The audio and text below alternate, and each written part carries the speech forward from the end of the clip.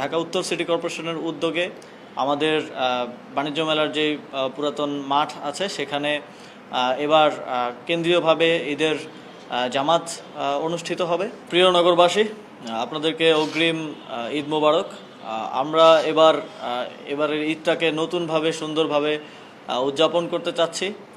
জুলাই গণঅভ্যুত্থানের পরে যেহেতু নতুন বাংলাদেশের কথা আমরা বলছি, সেই নতুন বাংলাদেশে আমাদের ঈদ আয়োজনটা আমরা যেভাবে দেখে আসছি, যত দিন যাচ্ছে ঈদের আয়োজনটা তত বেশি কালেকটিভ থেকে, সামাজিক থেকে সরে গিয়ে এটা অনেকটা ব্যক্তিগত কিংবা পারিবারিক উৎসবে রূপান্তরিত হচ্ছে এবং অনেকটাই আমরা দেখা যায় ঈদের দিন টিভি দেখে কিংবা ঘুমিয়ে কাটাচ্ছে, বিশেষ করে আমাদের জেনারেশন।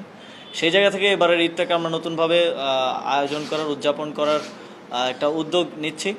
ঢাকা উত্তর সিটি কর্পোরেশনের উদ্যোগে আমাদের বাণিজ্য মেলার যে পুরাতন মাঠ আছে সেখানে এবার কেন্দ্রীয়ভাবে ঈদের জামাত অনুষ্ঠিত হবে এবং সেখানে ঠিক আমাদের যেভাবে গ্রামের ঈদগাহের পাশে ছোট করে মেলা থাকে, যেখানে বাচ্চারা কিংবা শিশু কিশোররা সেখানে কেনাকাটা করে এবং ঈদ উদযাপন করে, সেরকম মেলার আয়োজন থাকবে।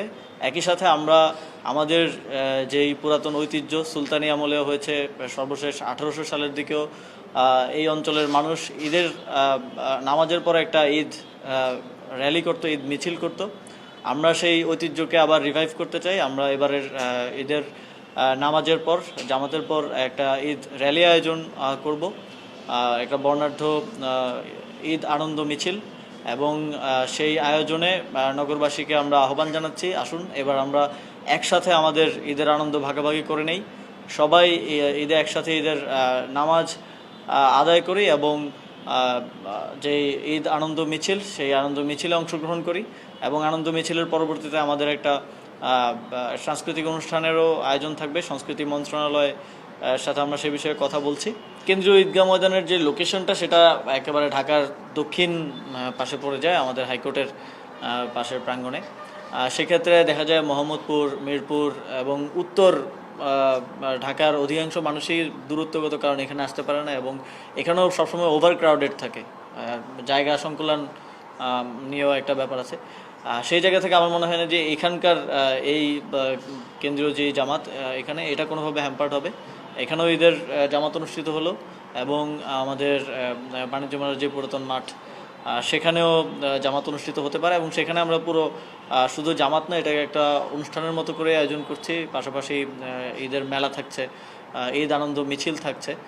সুতরাং এটা একটা মোটামুটি কর্মসূচির মতো কয়েকটা কর্মসূচি মিলিয়ে এবারের ঈদ আয়োজনটা সেখানে আমরা করছি এবং পাশাপাশি যেহেতু সময়ের স্বল্পতা আছে সেজন্য আমরা সারা দেশে আয়োজনটা আনুষ্ঠানিকভাবে করতে পারছি না, তবে আমাদের আহ্বান থাকবে গুরুত্বপূর্ণ শহরগুলোতে মানুষ স্বতঃস্ফূর্তভাবে যদি কেউ উদ্যোগ নিতে চায়, আয়োজন করতে চায়, সেক্ষেত্রে আমাদের যে প্রতিষ্ঠানগুলো আছে, সিটি কর্পোরেশন, জেলা পরিষদ, তারা সহযোগিতা করবে এবং আগামী বছর থেকে আমরা এটাকে আরও বড় পরিসরে আয়োজন করতে চাই এবং সারা দেশে এই সুযোগটা একসাথে ঈদ উদযাপনের একটা ন্যাশনাল প্রোগ্রামের মতো করে এই সুযোগটা সবাইকে দিতে চাই। প্রধান জামাত আনুষ্ঠানিকভাবে যেটা হয়ে আসছে আমাদের ইয়েতে যেই কেন্দ্রীয় ঈদগাহে, সেটা দীর্ঘদিনের ঐতিহ্যবাহীভাবে হয়ে আসছে, সেটা হচ্ছে। তবে দুইটার পার্থক্য আছে উদযাপনের দিক থেকে, যেহেতু আমরা নতুন কিছু কম্পোনেন্ট অ্যাড করছি এবং আমাদের যে